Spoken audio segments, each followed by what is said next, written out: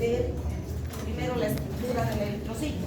Si nosotros no conocemos la estructura del eritrocito, es decir, la morfología del eritrocito, nunca vamos a entender cómo se lleva a cabo la estructuración de los distintos grupos sanguíneos.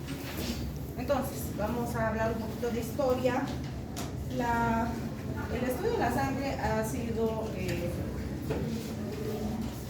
tiene muchísimos años, es desde 1600, cuando se ha comenzado a hacer transfusiones sanguíneas.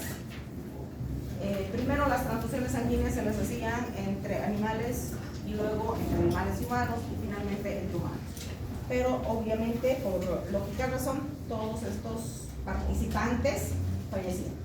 Ya es alrededor de 1900 cuando Karl Landsteiner fue el primero que observó que existían pacientes, no pacientes, sino personas que cuando recibían sangre de otros humanos, algunos reaccionaban muy bien, aceptaban bien la sangre y otros fallecían. Entonces él pensó que existían circunstancias que hacían que esta sangre sea desechada por alguna razón. Entonces él comenzó a investigar entre sus mismos colegas, entre los que le rodeaban, y mezclaba sus sangres. Y con algunos en sus portaferros, en sus platitos PET. Y él se dio cuenta de que algunos hemolizaban, otros no. Entonces comenzó a escoger y a agrupar a los pacientes que hemolizaban de los que no. Ya con el advenimiento de la microscopía pudo darse cuenta de que en cada eritrocito existen antígenos de superficie que son los que van a generar anticuerpos que cuando están en contacto con otros antígenos desconocidos van a generar una hemólisis. Y es que de esa manera pudo clasificar a esos grupos o a esas personas que participaban de estos experimentos en tres grandes grupos: el grupo A, el grupo B y el grupo C, que actualmente es el grupo O. Y a partir de ese estudio que él realizó en forma insípida, si ustedes quieren, en forma básica, más adelante este doctor, bueno, era una asociación de médicos investigadores, y en 1939 los doctores Stinson y Levin fueron los que estudiaron a este monito. Comenzaron a cruzar sangre de distintas especies de animales.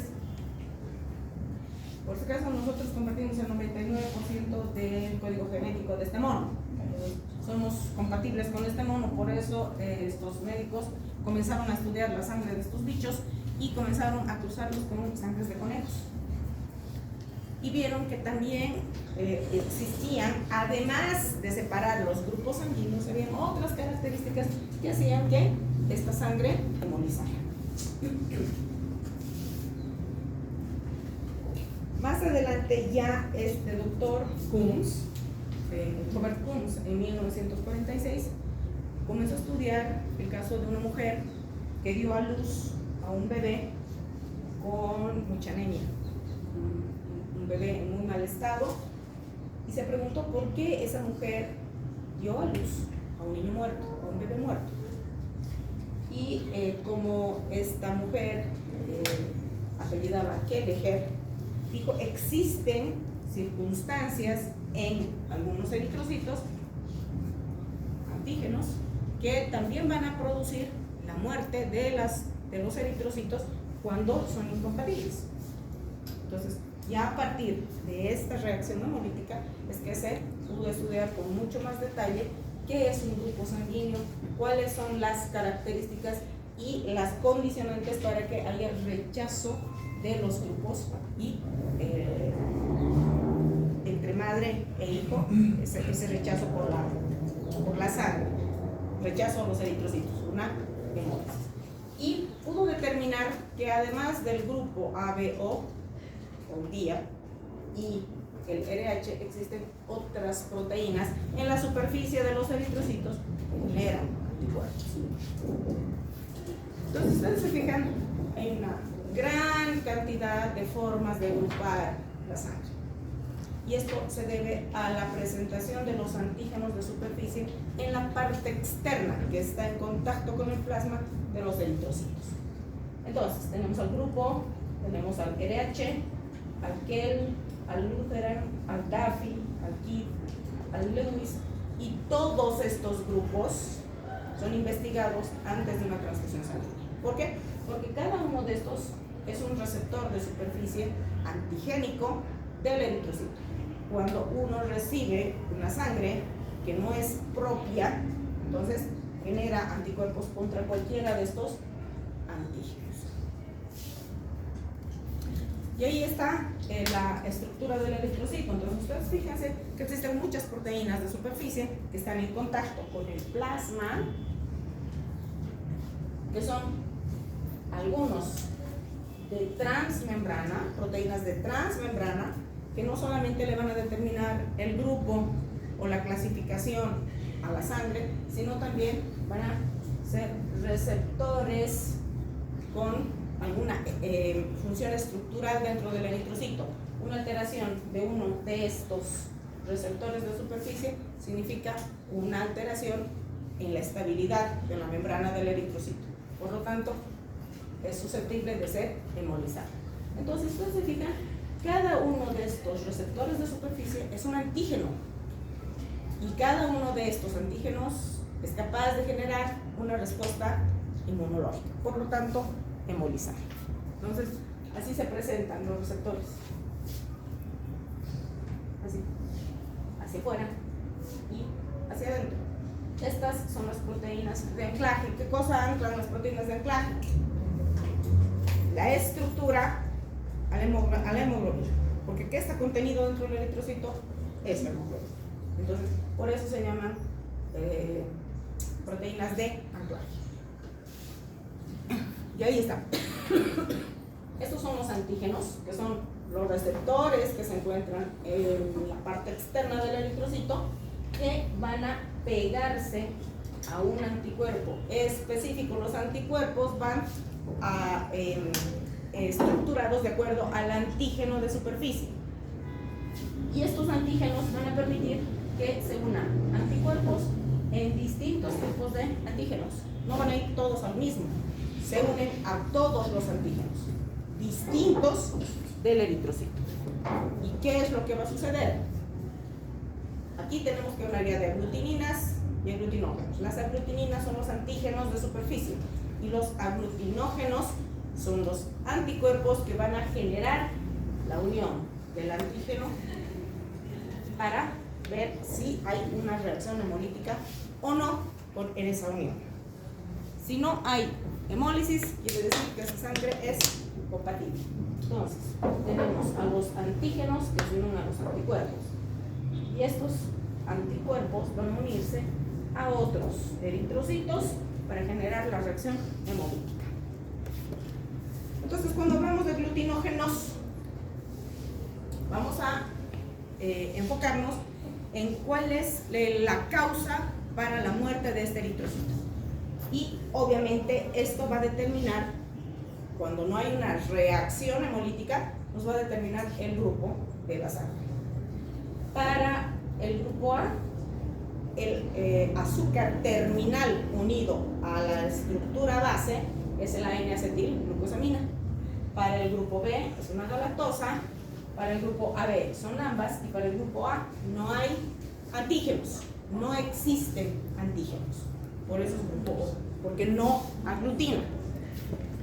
Entonces, ¿cómo vamos a determinar el grupo sanguíneo? Si yo tengo antígenos en mis eritrocitos y le agrego un anticuerpo, en este caso anti-B, voy a generar una hemólisis.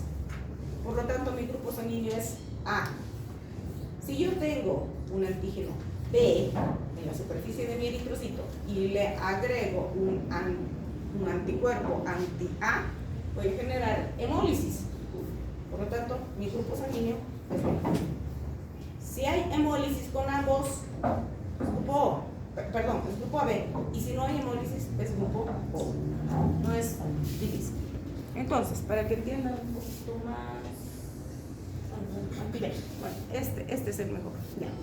Entonces les decía, existe una sustancia precursora, que es la asociación de azúcares. Esto, que es una ceramida, que es una lipoproteína, que se encuentra en el receptor en la parte externa de la membrana eritrocitaria, va a unirse a distintos azúcares. Y esta secuencia de azúcares va a permitir, de acuerdo a qué tipo de azúcar se una al último azúcar, va a determinar el grupo sanguíneo. Es decir, que para todos esta misma estructura es la misma. Es la misma composición de azúcares. Esa es una secuencia de azúcares que no tiene que verse alterada. Si se altera uno de estos azúcares, la estabilidad de la membrana se altera. Por lo tanto, es susceptible a una hemólisis. Entonces, esta sustancia precursora está determinada por 3 genes, está controlada por 3 genes. Vamos a ver más adelante. Luego, esta está ubicada en el cromosoma 19 y es una proteína que se llama transferasa H, sustancia H, así se llama, y es un gen dominante. Y finalmente, va a depender de qué tipo de azúcar, ya sea una galactosa o una N-acetilgalactosa o una galactosa que se una a este azúcar terminal, va a determinar el grupo sanguíneo. Entonces, esta es la ceramida que se encuentra pegada a la membrana externa del eritrocito. Y esta es la secuencia de azúcares. Entonces, esta es una glucosa, galactosa, N-acetilgalactosamina, una glucosa, y todas tienen un azúcar lateral, que es la fructosa. Todas. El que no tiene esta fructosa es una mutación genética y es otro tipo de sangre, como vamos a ver más adelante. Entonces, esta es la secuencia de azúcares que me van a determinar la estructura del receptor de superficie, en este caso del antígeno. Para el grupo O, si se fijan, no hay ningún azúcar unido a la galactosa terminal, no existe. Por lo tanto, no hay antígeno. Grupo O. Para el A es la N-acetilgalactosamina. Y para el grupo B, la galactosa. Entonces, si están las dos presentes, grupo AB. Si están ausentes, el grupo O. Está un poco más claro aquí. Entonces, esta es la sustancia precursora y aquí tenemos a la fructosa. Esta tiene que estar necesariamente en la unión lateral, no terminal. Terminal es esta. Entonces, en la unión lateral tiene que haber fructosa, fructosa, fructosa, fructosa, fructosa. Cuando no hay fructosa, es sustancia precursora. Para el grupo O, no hay antígeno de unión a la última galactosa. Para el grupo A, la N-acetilgalactosamina. Para el grupo B, otra galactosa. Y para el grupo AB, están presentes los galactosa. No hay donde perderse. Eso tiene que quedar en su cabeza. ¿Por qué? Porque cuando yo transfundo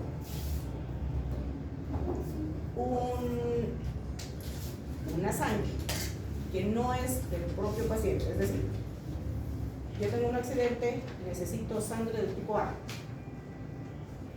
y encima es negativo, entonces el banco de sangre tiene que conseguir sangre A negativo, pero no es mi sangre. Mis receptores de superficie o antígenos eritrocitarios van a generar anticuerpos contra esa sangre que me van a transfundir. Tal vez no me maten la primera, pero me va a sensibilizar. La próxima que yo necesite sangre por cualquier circunstancia, voy a generar anticuerpos y voy a producir hemólisis. Y eso se debe precisamente a estos azúcares, porque estos azúcares son antígenos de superficie. Entonces, habíamos dicho que la sustancia precursora está determinado por un gen. Este gen se llama transferasa, es una proteína. La proteína que se llama transferasa H. Esta proteína transferasa H es un gen dominante y se va a expresar tanto en homocigosia como en heterocigosia. Van a ser sustancia H ambas. Y esta sustancia H es la que va a permitir la unión al azúcar terminal de un antígeno de superficie. Si esta sustancia H es dominante, muta, va a quedar así, en recesivo. Y si queda en recesivo, esta sustancia precursora se mantiene así, como sustancia precursora. Por lo tanto, no va a permitir que se una ningún antígeno de superficie. Y esto nos va a ocasionar un nuevo tipo de sangre, que se conoce con el nombre de Bombay. Esta sangre ha sido descubierta en 1985 aproximadamente, en una ciudad de la India que se llama Bombay, a raíz de un niño que tenía una leucemia y que tenía que ser transfundido. A este niño se le ha transfundido 20, es decir, no se le ha transfundido, sino se le ha hecho compatibilización con 20 paquetes globulares y a todos los ha inmunizado. Por lo tanto, ese paciente no se transfundió. Y a raíz de ese paciente se ha estudiado con mucha más profundidad los antígenos de superficie y se ha determinado que esta sustancia precursora, cuando muta, no permite la formación de un antígeno, pero sí genera anticuerpos. Entonces, ¿dónde radica la diferencia? En la forma en la que se unen los distintos azúcares. Depende de sus enlaces. Entonces, puede ser el mismo tipo de sangre, pero con una covalencia o una unión diferente. Y eso es lo que va a generar una reacción antígeno-anticuerpo. Entonces, aquí, así, aquí, así. Entonces, eso va a determinar si va a haber o no va a haber una reacción durante una transfusión. Porque esto es exclusivamente para transfusión sanguínea y para la eritroblastosis fetal. Entonces, acá, ¿no? La forma en la que se tienen que unir los antígenos para determinar el grupo. Y como les decía, los grupos sanguíneos son dominantes, por lo tanto se van a expresar tanto en homocigosia como en heterocigosia. Si hablamos del grupo A, el grupo A puede presentarse en homocigosia como en heterocigosia. Ambos son grupo A. El grupo B, de la misma manera, se va a presentar en homocigosia como en heterocigosia. Ambos se van a expresar, van a ser del grupo B. Para que el grupo O se exprese, tiene que estar solo en heterocigosia, en homocigosia. En heterocigosia no se expresa. Entonces, los grupos sanguíneos son dominantes, A, B y AB. Y el grupo O es recesivo. Esto en cuanto al grupo, digamos, de mayor prevalencia en el planeta, porque el grupo Bombay, que es un nuevo grupo, está restringido a un determinado número de personas. Es aproximadamente de 1 cada 10.000 habitantes que van a presentar esa mutación genética. Es una mutación genética. Ahora, para el RH es similar, pero es otro antígeno de superficie. En este caso es la proteína D. Si está presente, es RH positivo. Si está ausente, es RH negativo. De la misma manera, es un receptor, es decir, es un antígeno de superficie que se va a expresar. Y este es un poquito más complejo que el grupo sanguíneo, porque este está determinado por 3 genes. Estos 3 genes vienen tanto en dominancia como en recesividad. Existen 3 teorías de la combinación de estos genes o la presentación de estos genes que determinan el RH. Pero la que es más aceptada es la de los 2 genes. ¿Por qué? Porque cuando se presentan estos 2 genes y está presente esta proteína, es RH positivo. Si esa proteína no está presente, es RH negativo. No hay dónde perderse. Entonces, ¿qué es el RH? El RH es la presencia de un antígeno anti-D. Ese es el RH. Y se llama RH porque esto se lo he descubierto en el monito reso. Entonces, son muchos antígenos de superficie que tiene este eritrocito para poder expresarse. Y como el RH es dominante, tanto en homocigosia como en heterocigosia, se va a expresar. Si yo tengo padre y madre RH negativos, pero heterocigotos, ambos van a ser positivos, porque el positivo es dominante. Pero la cruza o la combinación de estos dos tipos de sangre nos van a resultar en el 75% de la descendencia positivo y solo el 25% negativo. ¿Por qué? Porque se van a unir alelos recesivos, derecha. Y esta es la frecuencia en la que el RH se presenta con estas distintas combinaciones. Entonces son muy raros para nosotros, aquí en Latinoamérica, porque la sangre más prevalente es la RH positiva. Y el grupo más frecuente es el grupo O. En cambio, en Asia son más A, en Europa son más B, y en Australia y en otros lugares es más el combinado A-B. ¿Por qué es importante saber esto? Por la quimioterapia. Porque ustedes saben que la transfusión sanguínea es una parte del arsenal terapéutico importantísimo dentro de la práctica clínica. Y nosotros podemos salvar vidas al transfundir. Entonces, tenemos que tener en cuenta que existen estas características, porque si nosotros nos equivocamos al transfundir, podemos acabar con la vida de una persona. Entonces, tenemos que saber cómo tenemos que hacer esa. Obviamente nosotros como médicos no vamos a compatibilizar la sangre, solo va a ser el banco de sangre, pero nosotros tenemos que estar atentos a los efectos que esa transfusión le puede ocasionar a ese paciente, de lo que vamos a ver más adelante. En ginecobstetricia, por la incompatibilidad RH madre. Si la madre es RH negativo y el feto es RH positivo, la madre va a generar anticuerpos contra el RH del producto. En el primer embarazo solamente va a haber inmunización, es decir, la madre va a generar anticuerpos. En el segundo embarazo, esos anticuerpos van a matar al producto, siempre y cuando el producto sea RH positivo. Esa es la eritroblastosis fetal. La eritroblastosis fetal se caracteriza por la presencia de kernípteros. Kernípteros es una patología en la que hay una hidrocefalia, hay una anencefalia, si es que el producto llega a vivir, y obviamente eso va a condicionar a la muerte del feto en el momento del nacimiento. Por lo general, esto condiciona a abortos con mucha frecuencia. Pero desde que ya se ha instaurado la vacuna anti-D, ya no existe esto. En la ciudad, en el campo es diferente.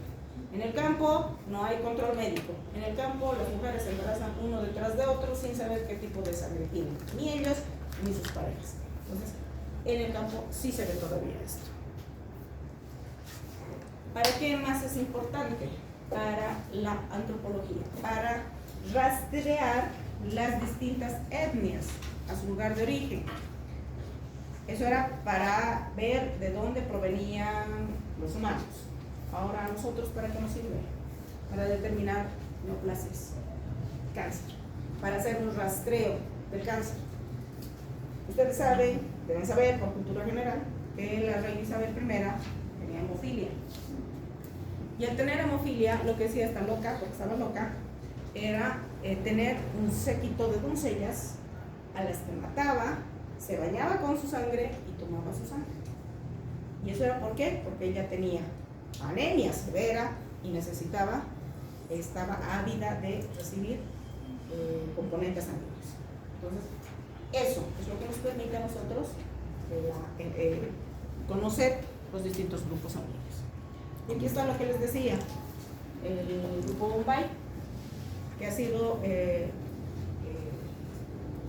descubierto en 1950, es un rasgo genético, es una mutación genética en la que el gen es recesivo. ¿Cuál es la particularidad de esta sangre? Esta sangre puede donar a todo el mundo, a moros y cristianos. No van a generar anticuerpos porque no tienen receptores antigénicos, no existen. Entonces no van a generar anticuerpos en los que van a recibir la sangre. Pero a este paciente no se le puede transfundir otra sangre que no sea la misma hora, porque como no tiene receptores de superficie, van a rechazar a esa sangre transfundida. Entonces, estos son los verdaderos donadores universales. Y existe otra sangre que ha sido descubierta recientemente, que es la famosa sangre dorada. Esta también es otra mutación genética en la que el problema no radica en el grupo, sino en el factor RH. Habíamos visto que el RH negativo es la ausencia de la proteína D. Perdón un segundito. ¿Hola?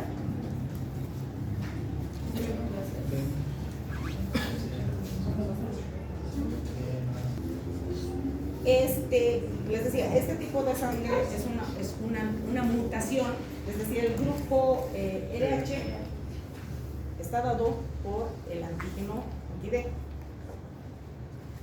Pero el antígeno anti-D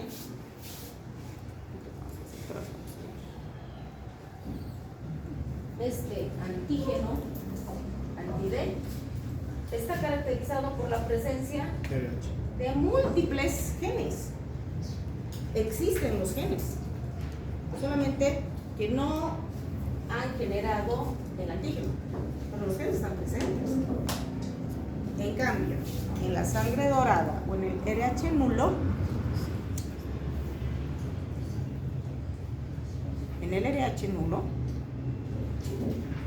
no existen esos genes. Esa es la diferencia. Esa es una anencefalia, si quieren, de genes. No existen esos genes. Entonces, ¿cuál es la característica de este tipo sanguíneo o de este grupo sanguíneo? Que no va a expresar ninguna proteína. Hay ausencia de proteínas, por eso se llama RH nulo. En el grupo RH negativo están presentes las proteínas, pero no están expresadas. Aquí no existen proteínas. Esa es la mutación. Entonces, el primer caso ha sido descubierto en Australia, en un aborigen, en 1961, y hasta el 2023, que es el último caso que se ha encontrado en Colombia, son 52 casos hasta el momento. Y este tipo de sangre se llama dorada. ¿Por qué? Porque es una sangre que solamente tiene 52 personas en el planeta. Y al ser una sangre tan rara está considerada de la alta alcurnia. Pero no es así. Si bien pocos los que tienen esa sangre y tienen el privilegio, también tienen la desgracia de tener ese tipo de sangre. Porque al haber solo 52 personas en el planeta, estas personas se mueren. Ese es el problema. Entonces, individuos RH positivo expresan la proteína D en la membrana de los matriz. El 85% de los seres humanos tenemos esas proteínas. En esta no. En el RH negativo hay proteínas, pero no se expresan. Pero los RH nulos, además de la ausencia de esa proteína, cuentan con otros antígenos RH. Por lo tanto, esto va a hacer que estos hematíes tengan una inestabilidad eritrocitaria. Por lo tanto, alta sensibilidad a la hemólisis. Estos pacientes van a ser anémicos crónicos. Van a tener una anemia que no se puede solucionar con nada porque la alteración está en la estructura del eritrocito. Es por eso que es importante que conozcan la estructura de eritrocito. Entonces, esta es una de las pocas patologías que se caracteriza por presentar esferocitosis. Los esferocitos se deben a una inestabilidad de la membrana para que cuando estén sometidas a distintos flujos sanguíneos, estos cambien de estructura, cambien de morfología, cambien de forma, ya no sean discos bicóncavos, es forma de esferas, se llaman esferocitos. Y estos pacientes son típicos, hacen anemias hemolíticas, pero se estabilizan, es decir, se compensan. Pero algunos que hacen mucha hemólisis, que tienen una anemia muy profunda, fallece. ¿Por qué? No hay sangre para transfundirles. Y no se le puede dar nada porque no es alteración de otra cosa que no sea de la estructura del eritrocito. Entonces estos pacientes sí necesitan transfusiones frecuentes. Y esa es la característica de la sangre periférica de un paciente que tiene RH. Hasta aquí preguntas. ¿Dudas? ¿Cuáles son sus dudas?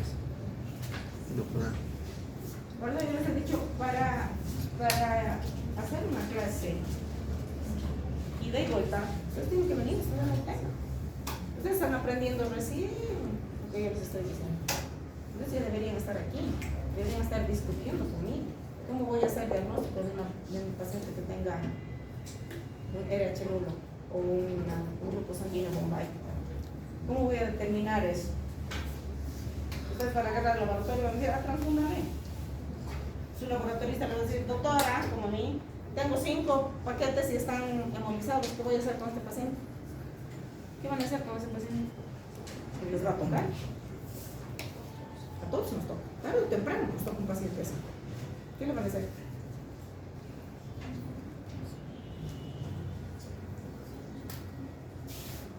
Plasma sanguíneo. ¿Cómo? Frotis. Ya tiene esferocitos.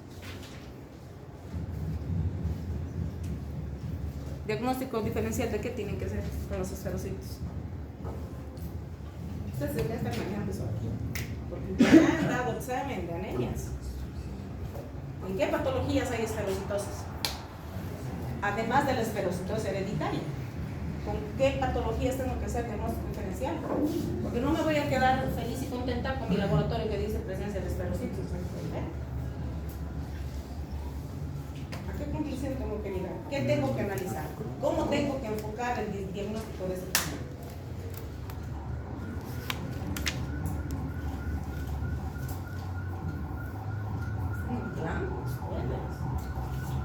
Por eso es que yo los he puesto a leer. Ustedes no leen, no tienen la costumbre, el hábito de estudiar. No sé por qué. Porque ustedes deberían venir aquí, hoy día, para presentarme esto que yo les estoy diciendo. Ustedes deberían estar aquí adelante, no yo. Ustedes deberían estarme diciendo esto. Y decir, ¿sabe qué, doctora? Yo no he entendido qué es el RH nulo. ¿Me podría explicar? Eso debería estar sucediendo aquí. Pero no hay eso. Porque eso se aplica a esto. Todo ese conocimiento se va a aplicar a esto. A la transfusión sanguínea. ¿Qué es una transfusión sanguínea? ¿Qué es la sangre? Es un tejido líquido, pero es un tejido. Y al trasplantarse un tejido, ¿qué sucede? Generar anticuerpos. Entonces, si yo estoy trasplantando un tejido líquido, vivo, a un paciente, a ese paciente que le estoy poniendo esta sangre, le voy a generar anticuerpos, porque su sistema inmune se va a defender, va a decir, esto no es mío. ¿Qué es lo que está pasando? Están apareciendo estructuras que yo no las conozco. Eso es lo que van a decir. ¿Qué células? ¿Qué células? ¿Qué células?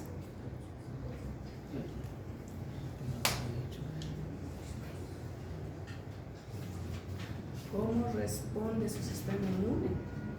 ¿Con qué responde su sistema inmune? Con anticuerpos. ¿Qué son los anticuerpos? Son las balas para matar eso que es ajeno. Ese es un anticuerpo. ¿Y dónde se generan los anticuerpos? O caen del cielo, como paracaidistas. Volvemos a lo mismo. Fisiología. Hemos visto en hematopoiesis esa parte. Por eso les he dicho, dibujen su hematopoiesis, de acuerdo a lo que ustedes entiendan del tema. ¿Y qué es lo que vamos a hacer aquí? Aclarar dudas. ¿Y qué han hecho? Nada. No han hecho nada. No se han esforzado por aprender. Quizá porque sea fisiología. Aquí está la aplicación de la fisiología. Aquí ustedes van a aplicar eso. No es que, ay, esa materia es de segundo año y ¿para qué me va a servir? Para esto les va a servir. Entonces, les comentaba hace rato que las transfusiones sanguíneas ya fueron estudiadas desde 1600. Cuando se hacía esta transfusión entre primero animales, luego entre animales y humanos, y finalmente la última transfusión, o la primera transfusión entre humanos, ha sido en 1800. Obviamente con el fallecimiento de los que intervenían, transfusión, el donante y el receptor. Tiene características muy especiales este tipo de tratamiento. Para poder transfundir, yo tengo que sopesar riesgos-beneficios. ¿Mi paciente se va a beneficiar de lo que le estoy haciendo o lo voy a terminar de matar? Lo voy a poner en una balanza. Y siempre tengo que optar por el mayor beneficio y haciendo un lado los riesgos, tomando en cuenta los riesgos, evidentemente. Es un bien escaso, caro.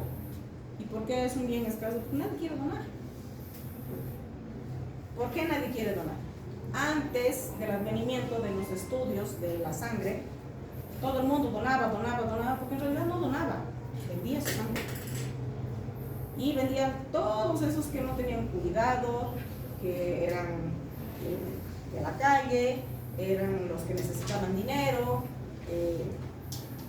utilizaban drogas, tenían muchas parejas sexuales. Entonces, con el advenimiento del HIV, se restringían las personas donantes. Ya se escogía la calidad de personas que iban a donar. Antes no. Antes todas las sangres eran bienvenidas. Ahora ya no. Entonces, muy pocas personas donan en forma altruista. Porque además de cada 10 personas que donan, hay que escoger a las que estén con cualidades para ser recibida la sangre.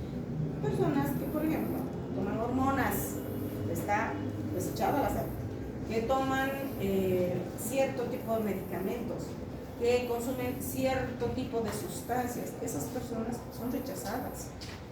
Entonces, de cada 10, 4 o 5 son aceptadas. Por eso son bien escasos y hay que tener mucho cuidado. Es un producto caro. ¿Por qué? Porque a esa sangre escogida, seleccionada, hay que hacerle estudios para HIV, para hepatitis, para Chagas, ahora chikungunya, Zika, hasta dengue y hasta el COVID hay que hacerle su estudio de laboratorio para que esa sangre sea disponible, que se pueda utilizar. Entonces hay que tener mucho cuidado, no es cuestión de transfundir. Hay que emplear sustancias, es decir, hay que emplearse en circunstancias muy, muy estrictas. Es decir, este paciente sí se va a beneficiar, este paciente no. No es por si acaso voy a transfundir, no existe eso. Y debe ser en procesos específicos cuando ya no tengo otras alternativas, cuando ya he utilizado hierro y ese paciente no ha respondido, cuando ese paciente le he dado vitamina B12, ácido fólico, no ha respondido y sé que ese paciente necesitaba. Entonces, no hay respuesta al tratamiento. Ahí sí voy a transfundir. pero no es que va a ser mi primera opción. Primero tengo que agotar las otras opciones. Pero para eso, ¿qué tengo que hacer? Diagnóstico. Primero tengo que diagnosticar. No es decir, a este paciente tiene 7 de hemoglobina, lo transfundiremos. No, hay que averiguar por qué tiene 7 de hemoglobina. ¿Cuál es la causa de esa hemoglobina baja? Si es por que haya una alteración en la estructura del eritrocito, sí se tiene que transfundir. Pero si es falta de vitamina B12, ácido fólico, hierro o lo que sea, pues le daré eso, no le daré sangre. Isso é um paciente animal. Otra cosa es para salvar la vida. Si tu paciente ha recibido, es decir, es producto de un accidente de tránsito y tiene fracturado hasta el último de sus cabellos, ese paciente, independientemente de cuánto tiene de hemoglobina y de qué cosa es lo que le ha sucedido, se tiene que transfundir. Un paquete o 20 paquetes, independientemente. Pacientes quemados, por ejemplo, que tienen más del 60% de su superficie corporal quemada, necesitan transfusión.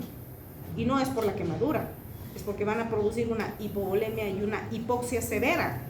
Y eso va a conducir a la muerte. Entonces, independientemente de eso, 2, 10, 20 paquetes se tienen que transfundir. Esa es otra cosa. Eso es emergencia. No, pero en un paciente que tiene 7 de hemoglobina, 8 de hemoglobina, 10 de hemoglobina, transfunden 2, 3 paquetes de glóbulos rojos. No es. Existen 2 tipos de transfusión. La autóloga o halogénica, que es yo saco una unidad y la guardan. Si yo necesito una cirugía, me ponen mi propia sangre. No hay reacción antígeno-anticuerpo porque es mi sangre, es mi tejido. Pero lamentablemente no podemos hacer todo eso. Y la otra es la transfusión autóloga, es decir, de un donante extra o de otros donantes extras. Es lo que nosotros manejamos, donador, receptor. Esos sí son los que van a generar anticuerpos. ¿Cuál es la importancia? ¿Para qué estamos transfundiendo?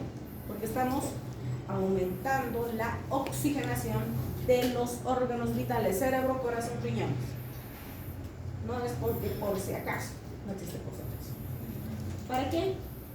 Es parte esencial, ya les había dicho, de nuestra práctica clínica, y esto nos va a permitir salvar la vida a un paciente. Entonces, hay que hacer lo que tenemos que hacer antes de tomar una decisión. Lo que se propone ahora, y por orden de la OMS-OPS, es uso racional de sangre y sus derivados. ¿Qué significa eso? Que primero tengo que valorar a mi paciente. Tengo que decir, este paciente sí se va a beneficiar de una transfusión. No importa que lo que yo le vaya a hacer lo ocasione una hemosiderosis, lo puedo quelar, pero él necesita esta sangre para vivir. Riesgo, beneficio, y siempre optar por los beneficios. Siempre tienen que superar los beneficios sobre los riesgos. Luego de hacer un estudio muy minucioso de la causa de la anemia o de la razón por la que yo voy a transfundir a ese paciente.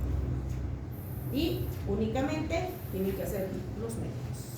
Cuando yo he hecho mi internado, mi año de provincia, he ido a Iquile, que es un pueblito que está colinando con Sucre, y donde los únicos que estábamos en el hospital éramos que ni siquiera ha debido ser auxiliar de enfermera, era alguien que fungía de tal, era el portero, el jefe médico y yo, y la pediatra y el dentista. ¿Quién hacía las transfusiones sanguíneas? ¿Quién hacía los abortos? Era esa señora. Entonces, ahora ya no hay eso. Ahora solamente la firma del médico y el sello van en las órdenes de transfusión sanguínea. ¿Cuáles son las indicaciones para transfundir? Mantener y o aumentar el aporte de oxígeno a los órganos vitales, corazón, riñones y cerebro. Esa es la indicación. Y o cuando hay una hemorragia importante y nosotros la tenemos que detener, o cuando tenemos alteraciones de la coagulación, cuando ese paciente no coagula por falta de factores de coagulación. Y eso vamos a ver en la tercera parte, donde vamos a ver principalmente trombocitopenías. Pacientes hemofílicos. No hay que les demos a los hemofílicos, tenemos que darles sangre. Pero tenemos que saber que este paciente tiene hemofilia. Para eso tenemos que hacer un diagnóstico, una serie de estudios que nos digan que ese paciente tiene hemofilia. Pacientes con múltiples accidentes. Yo he visto un paciente de 23 años que estaba siendo internado en el Viedma, que se ha volado la mano con una moladora.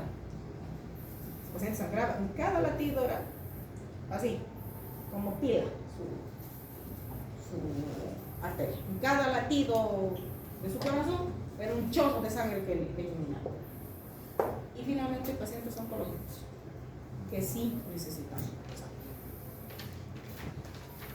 ¿Cuál es el proceso de transfusión? Primero, tenemos que hacer diagnóstico para poder indicar una transfusión.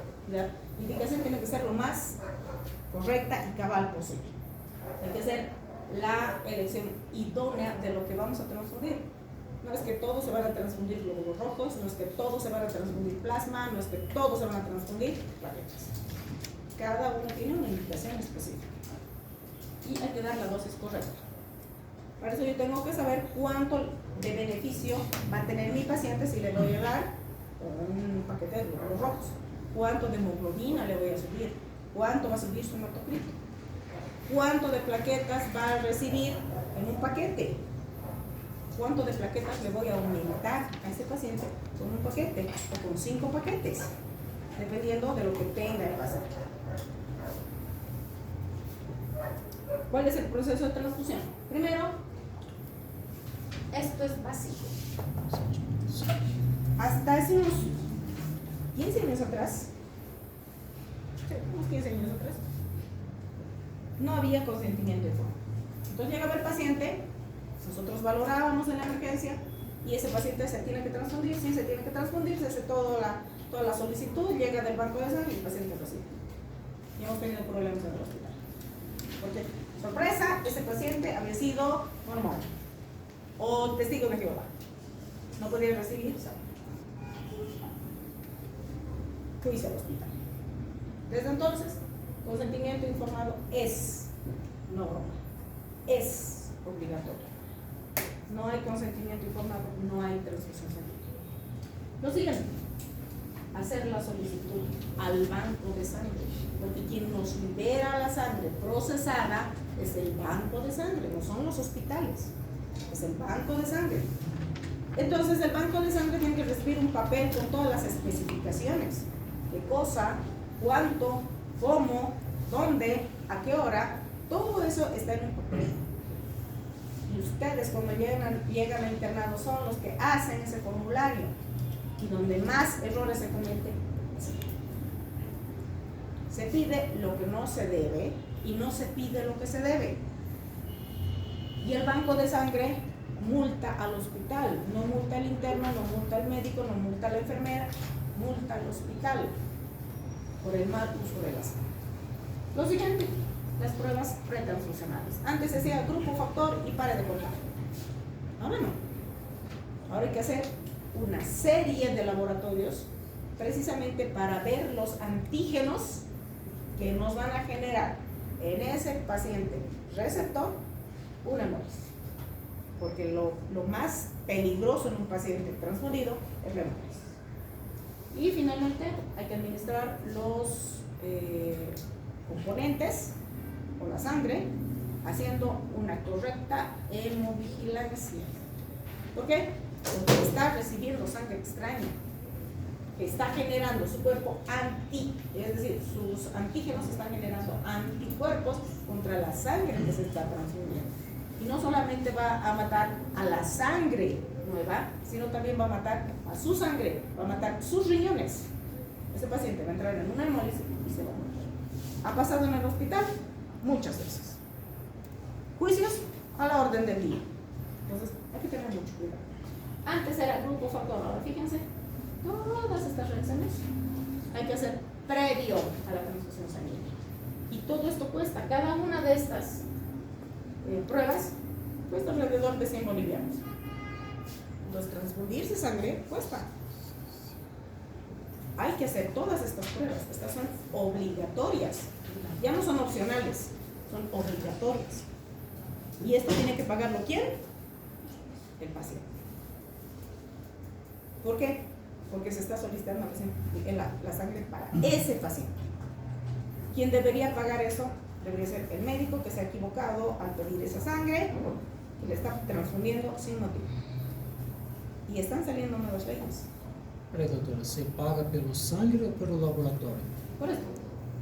No se paga por Pelo la sangre. sangue. Ai, No se paga por la sangre. Se paga por eso. Que son los estudios que se le hacen a esa sangre, a ese paquete, para que pueda ser liberado del banco de sangre. ¿Qué es lo que sucede con la sangre? Ustedes donan, creo que tienen campaña de donación. Ustedes donan, esa sangre que va a salir de acá va a ir directamente al banco de sangre, va a ser centrifugada, van a sacar lo que es plasma rico en plaquetas y el paquete globular. Ese paquete globular, sin análisis, va a ir al refrigerador a congelación.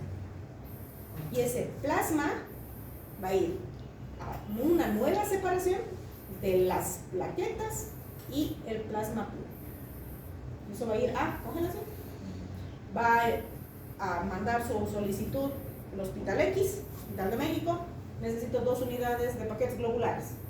Van a descongelar esos paquetes, los van a analizar, todo esto van a hacer. El banco de sangre va a decir, este paquete se libera, porque no tiene nada. Este paquete no tiene antígenos para estas enfermedades. Se va a liberar, va a llegar al hospital, se va a transfundir al receptor. Van a hacer previa compatibilización y la van a poner. Digamos que le han hecho todo esto y el paciente ha dado negativo. El paquete ha dado negativo, pero no le han hecho otras pruebas. Y hace una reacción transfusional. ¿Quién tiene la culpa ahí? El médico, no el banco de sangre. El médico. Porque el médico tiene que asegurarse de que esta transfusión sea lo más segura posible. Entonces, ¿qué tiene que hacer el médico? Pararse al lado de su paciente y observar que no haga ninguna reacción. Es una sangre extraña. ¿Y qué está generando en el paciente receptor? Anticuerpos. Va a ser rash, va a ser una alza térmica, va a ser una hemólisis, un TRALI o TRAI, que se llama, es un edema pulmonar no cardiogénico, porque todo eso se genera por la reacción del receptor frente a una sangre extraña. Entonces, si yo no estoy pendiente de lo que le está pasando a ese paciente, y ese paciente me hace una reacción adversa, lo que yo tengo que hacer es cerrar la transfusión. Para ver dónde se ha cometido el error, tengo que agarrar este paquete, lo tengo que resguardar, tiene que irse al banco de sangre, y en el banco de sangre le tienen que hacer todos los estudios a este paquete. Si el banco de sangre dice, este paquete no tiene nada, yo tengo que rastrear todo lo que se ha hecho desde el momento en el que la enfermera ha ido a canalizar al paciente. Lo ha hecho con asepsia antisepsia, ha traído equipos en buen estado, porque hasta el equipo se analiza. Ha puesto de manera correcta, ha sido la técnica correcta, se ha puesto donde se tenía que poner, todo ha ido bien, perfecto. ¿Cómo se ha recibido el paquete? Ha habido cadena de frío. Entonces todo eso se llama trazabilidad, y todo ese procedimiento en mi hospital lo hago yo. Por eso cada que hay una reacción adversa que no se diagnostica, yo la tengo que investigar, y por eso hago las recomendaciones, y es lo primero que yo hago cuando ustedes llegan al hospital para la inducción. Les enseño a llenar formularios y a estar conscientes de que ese paciente que se va a transfundir va a ser una reacción adversa. Ustedes tienen que estar pendientes para informar, porque yo soy el presidente del servicio de transfusión. Pues a mí me tienen que avisar si está o no está haciendo una reacción adversa. Pero para eso tienen que saber cuáles son las reacciones adversas. Porque si no, queda en nada. Esa es la manera de compatibilizar grupo y factor. Quiénes son donantes y quiénes son receptores. Lo que ustedes tienen que hacer. Y que deberían estar aquí recitando al frente. ¿Cómo pueden ustedes hacer? Porque este es un problema que tenemos constantemente en el hospital. No siempre el banco de sangre va a tener el mismo tipo de sangre con el mismo RH para el paciente que se requiere. Por ejemplo, si el paciente es O negativo, tiene que recibir O negativo, punto. Pero si el paciente es A negativo, puede recibir A negativo y puede recibir O negativo. No le va a pasar nada, porque es compatible esa sangre. Pero igual puede generar anticuerpo. Entonces, el único que se salva de todo, ya lo hemos dicho, es el grupo Bombay, en cuanto a grupo, o el RH nulo. ¿Cuántos de nosotros va a poder recibir alguna vez en su vida RH nulo? Si son 52 pobres individuos en el planeta que tienen esa sangre. Ninguno. Entonces, hay que nomás trabajar con lo que tenemos, que podemos hacer, pero hay que hacerlo con mucho cuidado. Entonces, ¿cuál es la secuencia del acto transfusional? Primero, identificar al receptor. ¿Por qué? Porque en los grandes hospitales, no en el mío, en los grandes hospitales, por ejemplo, el Viernes, es un hospital de tercer nivel, con mucho flujo de pacientes, las transfusiones son a cada rato.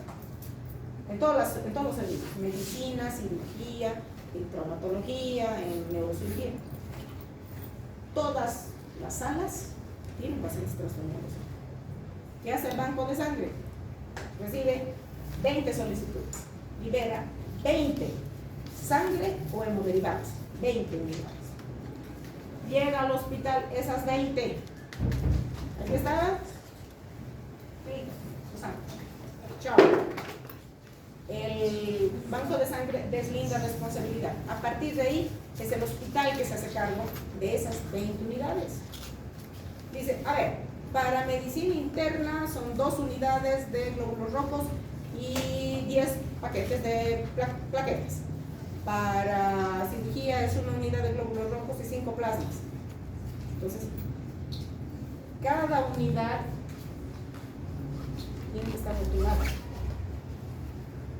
Porque llegan para el mismo servicio de medicina, son 4 pacientes que se van a transferir. Este va a recibir glóbulos rojos, aquel va a recibir plaquetas, aquel plasma fresco congelado. Hay que mover camas.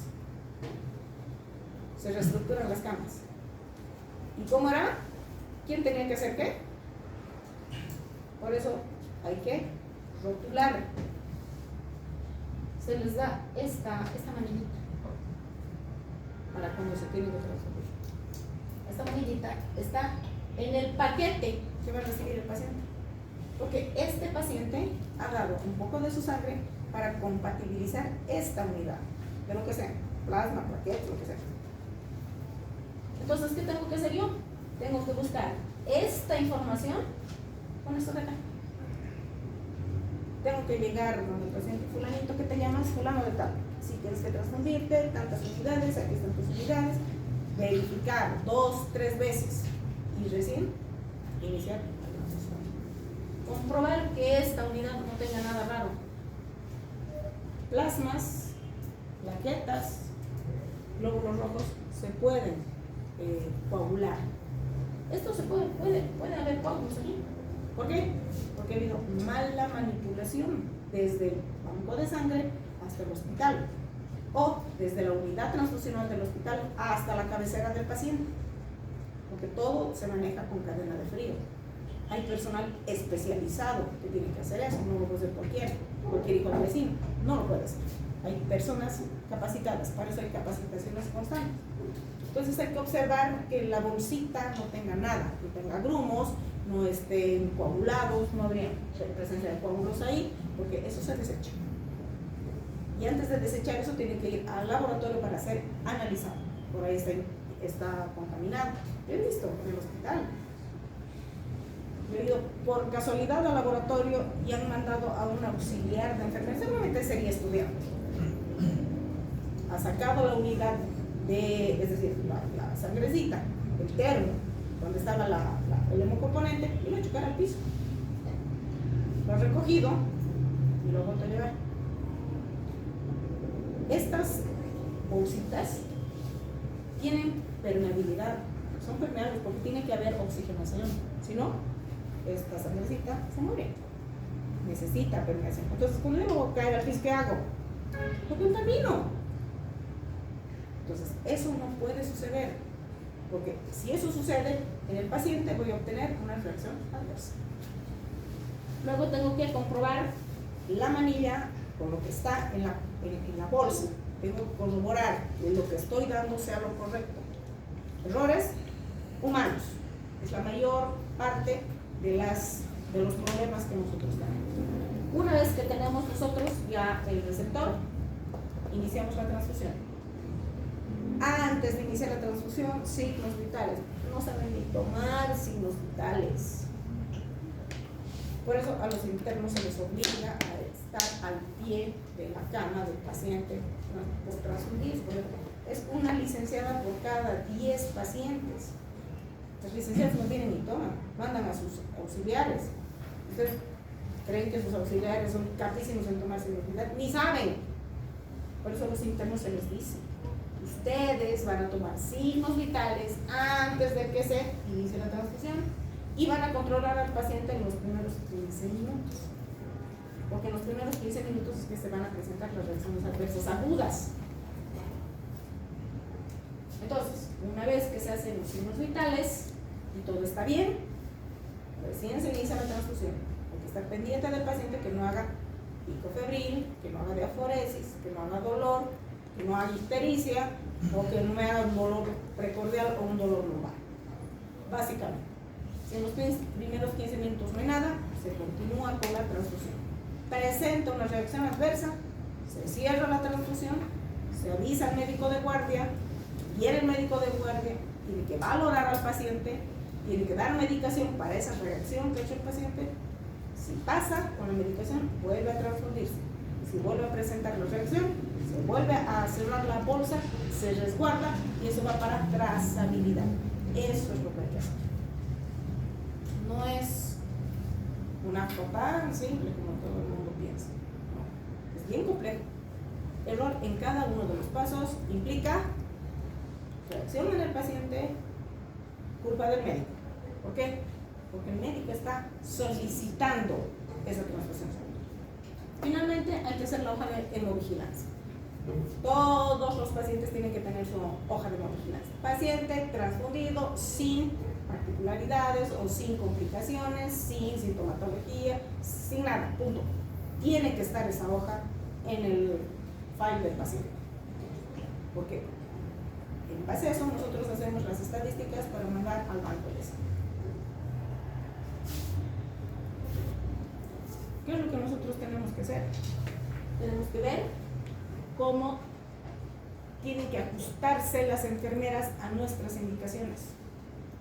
Para eso, antes de transfundir, yo tengo que hacer un análisis de mi paciente y ver si realmente mi paciente se va a beneficiar de lo que yo estoy solicitando. Entonces, ¿qué tengo que hacer? Evaluar a mi paciente. Es decir, si este paciente necesita. Para eso, mi laboratorio. Mi laboratorio dice una hemoglobina entre 8 y 9 sin alteraciones clínicas. Vamos a investigar cuál es la causa de su anemia. Le daré vitamina B12, ácido fólico, le daré hierrito y veré si puedo compensar. Pero si mi paciente tiene clínica, eso es otra cosa. Si mi paciente tiene menos de 7 de hemoglobina, sí, es un paciente candidato a una transfusión sanguínea. Para eso, tengo que ver cuáles son sus síntomas de hipoxia, porque la hipoxia es la que me va a condicionar a que yo indique una transfusión sanguínea. Entonces, veré su clínica: taquicardia, angina, disnea, obnubilación y saturación. Así, este paciente necesita transfundirse. Entonces, se va a transfundir. No tiene esto, pero sí tiene riesgos. Es de la tercera edad, tiene más de 65 años. Tiene una insuficiencia cardíaca de base. Es un paciente cardiópata. Es un paciente con una enfermedad cerebrovascular. Sí, se transforma. Entonces, yo tengo que analizar todas estas circunstancias y decir, sí, mi paciente se va a beneficiar. Es más el beneficio que el riesgo que yo lo transfiera. Entonces, la transfusión a criterio médico necesita de justificación. Por eso yo tengo que anotar en la historia clínica paciente con diagnóstico de insuficiencia cardíaca, una hemorragia por una miomatosis, paciente con un aborto incompleto, debe transfundirse por anemia severa. La razón es la anemia severa, no la patología de base. Y eso tienen que entender. El paciente tiene una patología de base más una anemia secundaria. Entonces, eso tienen que aprender a separar, porque cada que reviso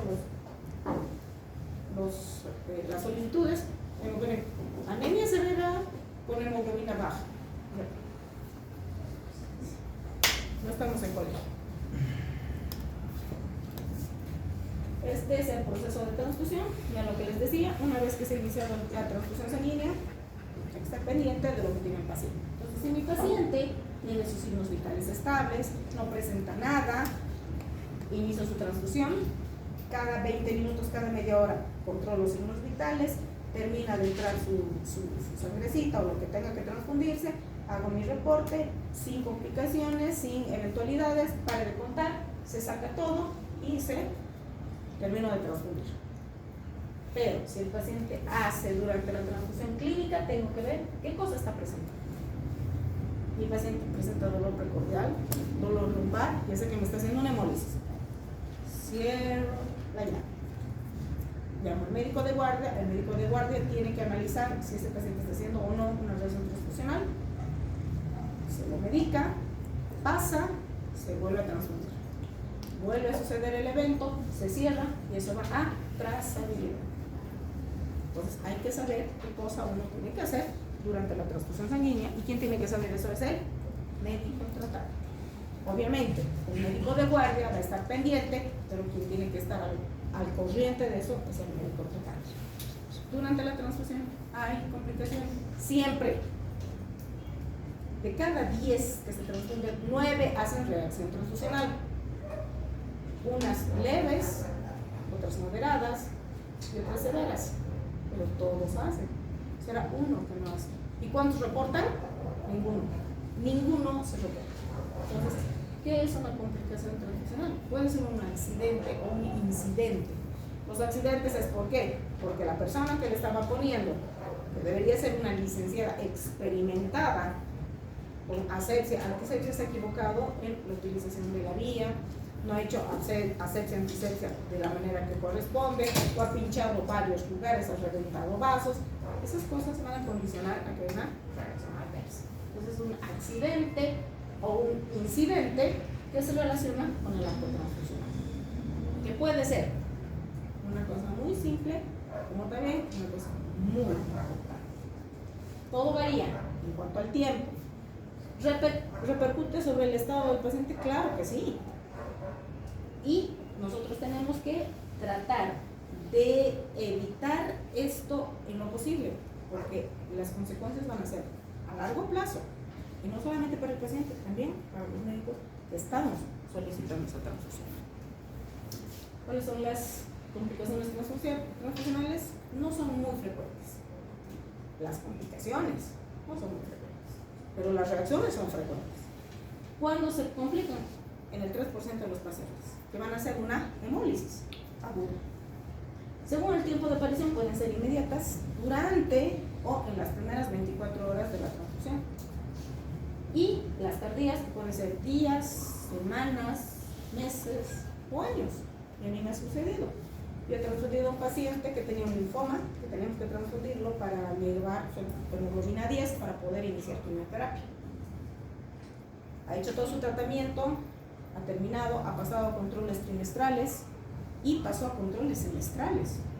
Y en su último control semestral, cuando ella tenía que pasar a su control anual, que ya pasaron 2 años, ha venido con una trombocitopenia inmune. Averiguando, esa trombocitopenia inmune se ha ocasionado por esa transfusión sanguínea 2 años antes para iniciar tratamiento oncológico. Entonces, sí hay reacciones transfusionales tardías, claro que sí. 2 años después de haber transfundido ese paciente. ¿Cuáles son las complicaciones transfusionales? Las agudas, en 24 horas, inmunes, no inmunes. Y tardías igual, inmunes, no inmunes. Bueno, ¿cuáles son las? Primero vamos a ver los no inmunes. Las inmunes son las hemolíticas. Y son las peores.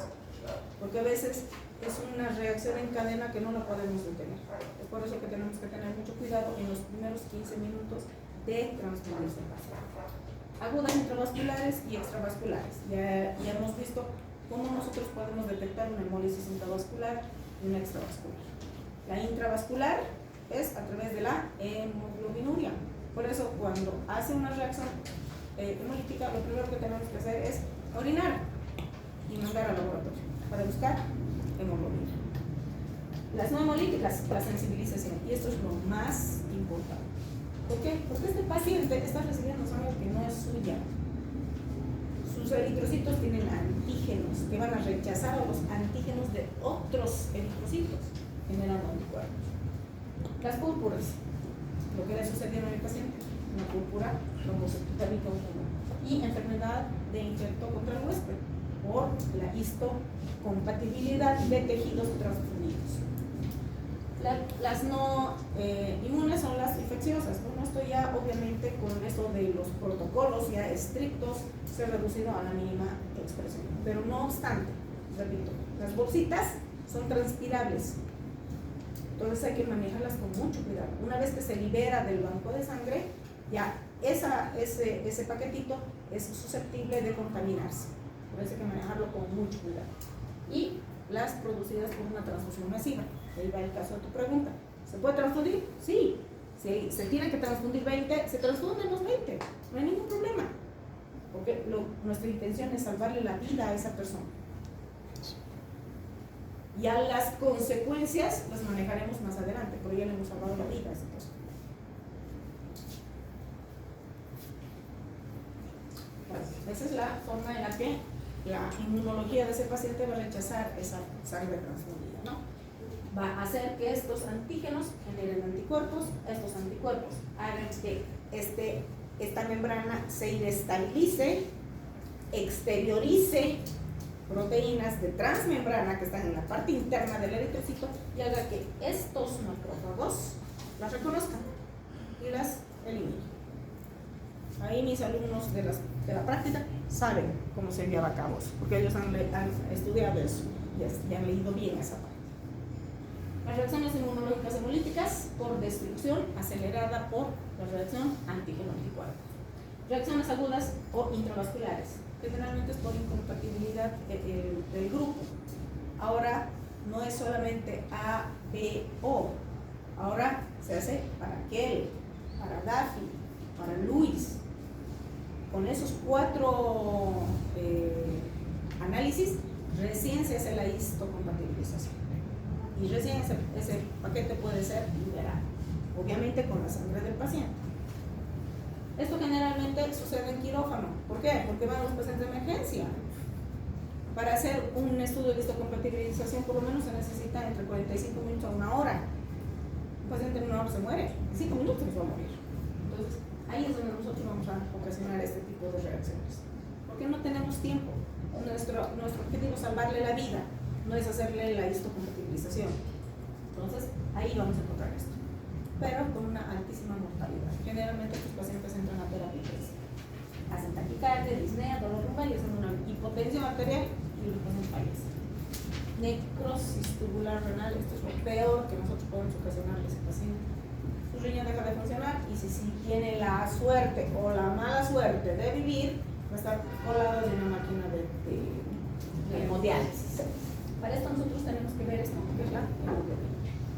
Y el tratamiento, hay que suspender, dar líquidos, grandes cantidades de líquidos, monitor, finalmente dopamina, porque este paciente va a entrar en impotencia y si sale, va a salir con serios problemas. Las reacciones retardadas son generalmente extravasculares, no son tan llamativas, no tienen mucha clínica, generalmente es por la reacción del LDH, por la presencia o ausencia de antígenos por el LDH. Pueden presentarse en semanas, meses, y esto generalmente son solapados, no tienen una clínica florida. Y simplemente hay que mantener al paciente estable, dependiendo de lo que presente. Las reacciones inmunológicas no hemolíticas. Bueno, este es el más peligroso de todos, la sensibilización. Ese paciente que ha recibido una transfusión sanguínea, para la siguiente ya está sensibilizado. Y mientras más paquetes reciba, mayor es el peligro de una sensibilización. Así te va a presentar escalofríos, fiebre urticaria, edema, todo lo que es reacción de hipersensibilidad, porque es una alergia a lo que va a hacer el paciente. Hay que darle corticoides, hay que darle adrenalina, dependiendo de la magnitud de la reacción. Generalmente los pacientes que tienen mucha reacción y entran en una anafilaxis tienen que entrar a un respirador. Entonces hay que tener mucho cuidado. Cuando ya este paciente me ha hecho, como el caso de mi paciente con linfoma, una sensibilización, entonces ya tienen que recibir solamente eritrocitos rápidos, nada más. Esto se lo hace, bueno, después les voy a explicar cómo se hace la aféresis y cómo se hace todo el procesamiento de la sangre. Luego la púrpura, que se presenta principalmente porque no solamente se genera anticuerpos contra los eritrocitos, sino también contra las plaquetas. Entonces, produce una trombocitopenia severa. Enfermedad del injerto contra el huésped. Hay personas que aún rechazan sus propios tejidos. A mi mami, por ejemplo, la operaron de un melanoma que tenía en su pie y le han sacado un pedazo de piel de acá y se lo han puesto ahí abajo, que era aquí en su pantorrilla.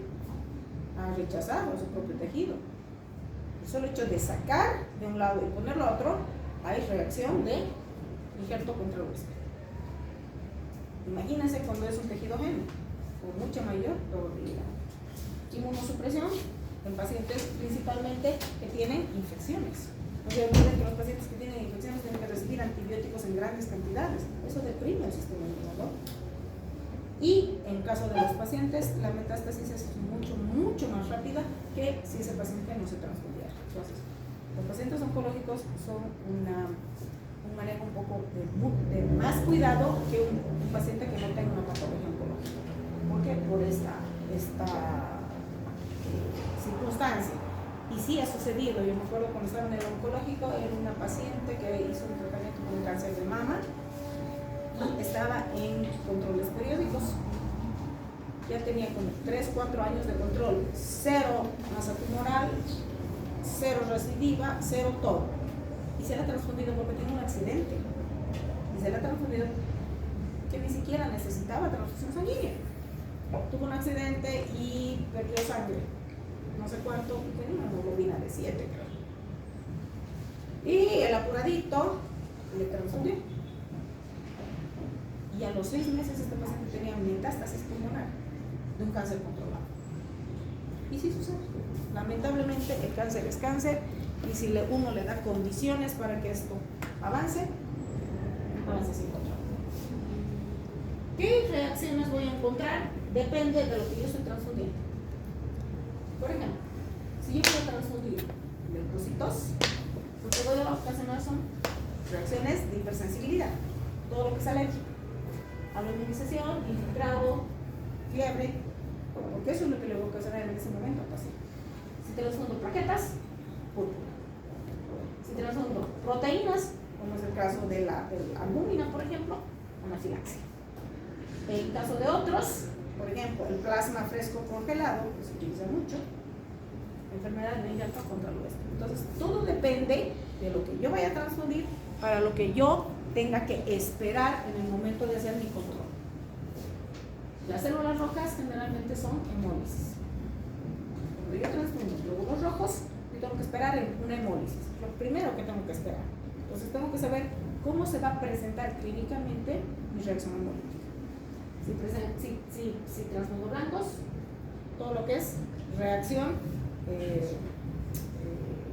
antígeno-anticuerpo, que es alergias. Todo lo que es alergia, que va desde un simple rash hasta una necrólisis epidérmica tóxica, que es todo ese abanico de clínica que puede presentar mi paciente. Si son plaquetas, las púrpuras. Y si son proteínas, anafilaxis, urticaria. Depende de lo que voy a transfundir para que yo espere un determinado evento adverso.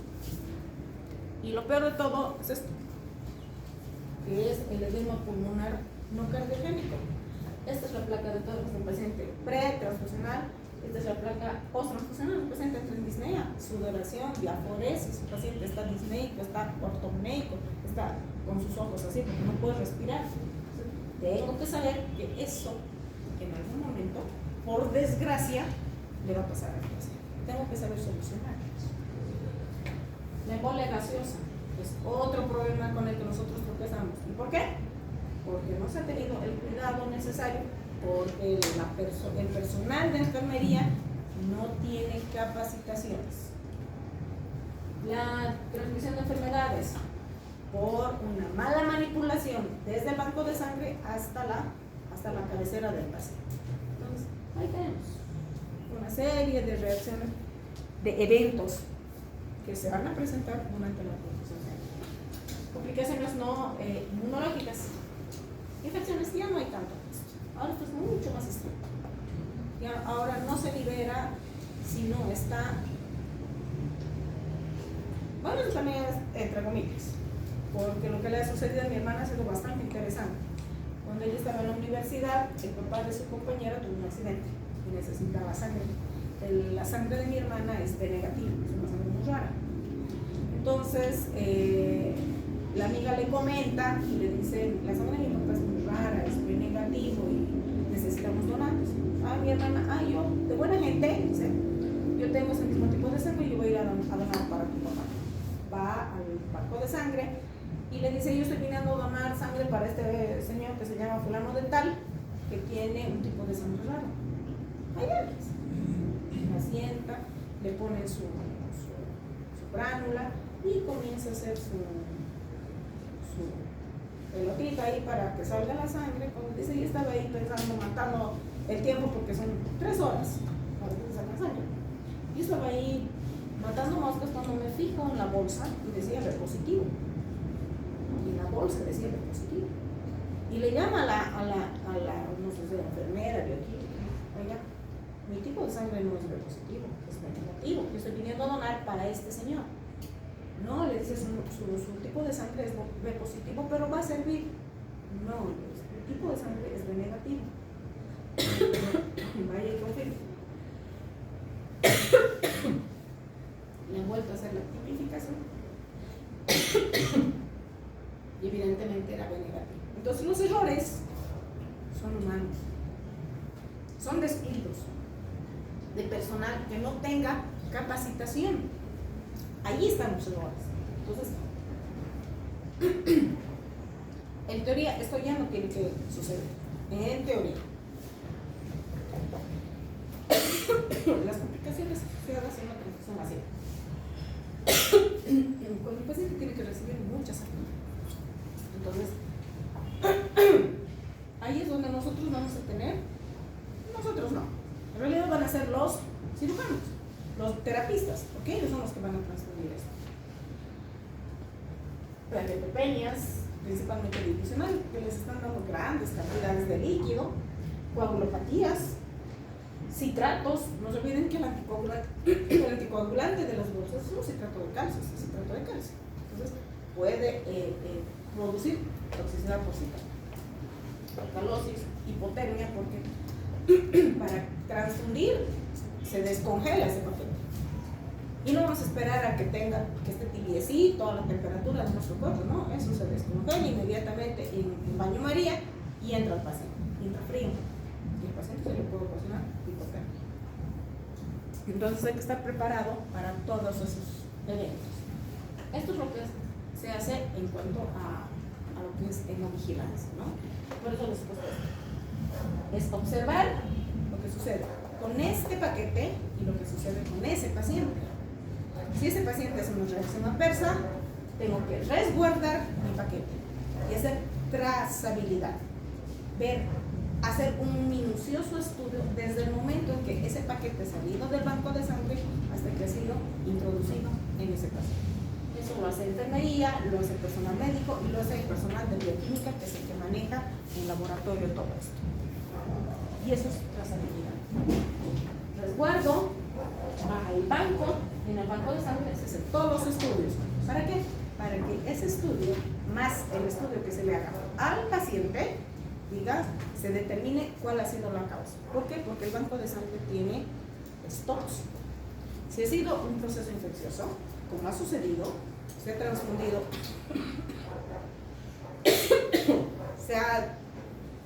seguramente ha tenido un desperfecto congelador, uno de los paquetes se ha contaminado con E. coli y eran 20 paquetes de glóbulos rojos.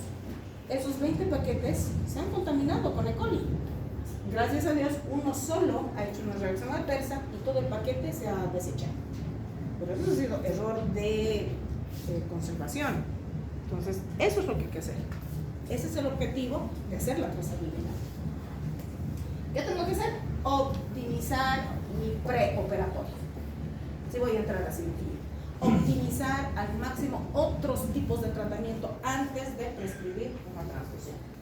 Hacer una historia clínica adecuada, completa, hierro, dextran, eritropoyetina, B12, ácido fólico, lo que tenga que necesitar ese paciente, se lo tengo que dar primero. Si no hay otra manera, recién transfundo.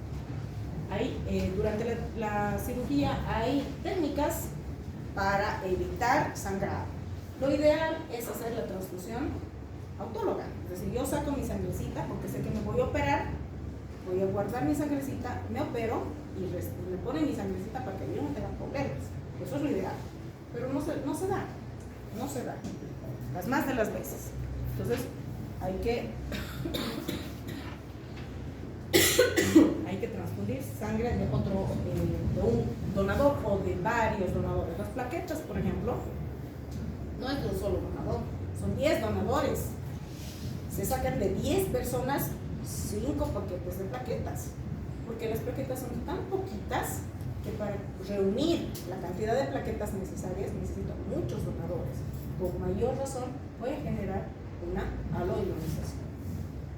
Hay que minimizar las pérdidas, para eso los cirujanos son capísimos. Los traumatólogos, por ejemplo, tienen unos manguitos que les ponen ahí las piernas, que les quitan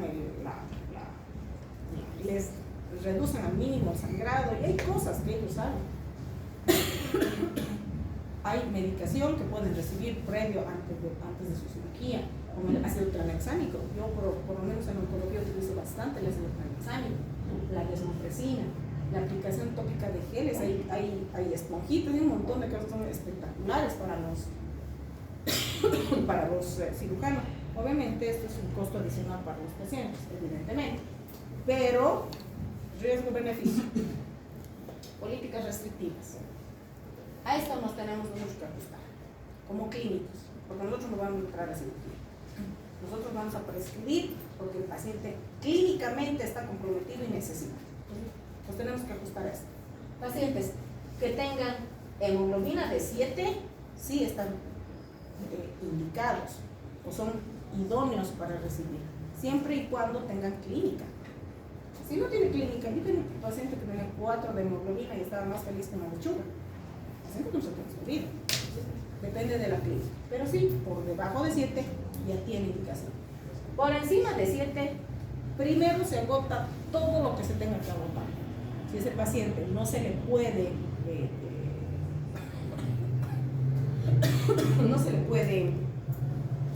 estabilizar, recién voy a recurrir a mi paquete globular o a mi transfusión. Limitar el tiempo de conservación de la sangre a ser transfundida. La sangre tiene más o menos unos 30 días de conservación, desde que se obtiene del donador hasta que caduca. Son más o menos 30 días. Lamentablemente el banco de sangre nos libera faltando 24 o 48 horas de su caducidad. Entonces nosotros tenemos mayores riesgos. ¿Por qué? Porque ellos reciben sangre nueva para ir haciendo su stock y van liberando los que ya van llegando a su fecha de expiración. Entonces son paquetes que van a generar reacciones adversas. Lo ideal es que se transfunda dentro de los 15 días de haber sido obtenida esa sangre, porque para procesarla se necesita por lo menos 24 a 48 horas. Después de eso ya está disponible para ser administrado. Pero el banco de sangre no hace eso, precisamente porque no es un elemento que pueda decir que esto me sale de la pila, yo voy a tomar aquí mi sangrecita y voy a... No. Hay que tener mucho cuidado con esto de la transfusión, hay que tratar en lo posible de no transfundir. No hay mejor transfusión que la que no se hace. No existe. Entonces, a tener mucho cuidado. Bueno, hasta aquí, porque estos son los componentes ya hemos visto de la sangre. Este es el plasma, esta es la parte leucoplaquetaria, segmento leucoplaquetario. Fíjense, es tan chiquitito que es del 1%, que sacar plaquetas de esto es bien complicado. Por eso no es una unidad a la que se va a obtener de un solo paciente. O sea, tienen de 10, a veces de 12, de 15, porque es tan poquito que para conseguir la cantidad de plaquetas para llenar un paquete es muy poco. Y este es mi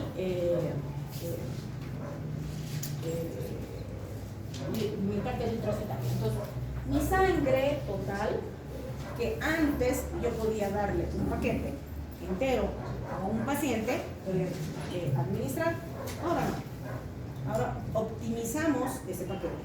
¿Por qué? Porque es un bien escaso. Entonces, este paquetito de sangre completa, va a entrar a centrifugación, se va a obtener el plasma rico en plaquetas. Y mi unidad de glóbulo rojo, o sea, mi paquete globular, cada uno se va a ir a la congeladora. Si yo necesito paquetes globulares, descongelo, hago los estudios necesarios y libero. Le pongo al paciente. Este no. De este se va a descongelar, va a entrar a la centrifugadora y se va a obtener concentrado de plaquetas, que es una cosa chiquitita, plasma fresco congelado y plasma de control. Con una crisis asmática que me está matando. Y mi plasma de 24 horas. Esta la tengo que preparar en el momento y tengo que liberar ese rato. Es decir, de mi unidad que me está llegando ahorita, me han solicitado en tal hospital plasma de 24 horas. Este plasma se procesa y tiene que transfundirse máximo en 6 horas.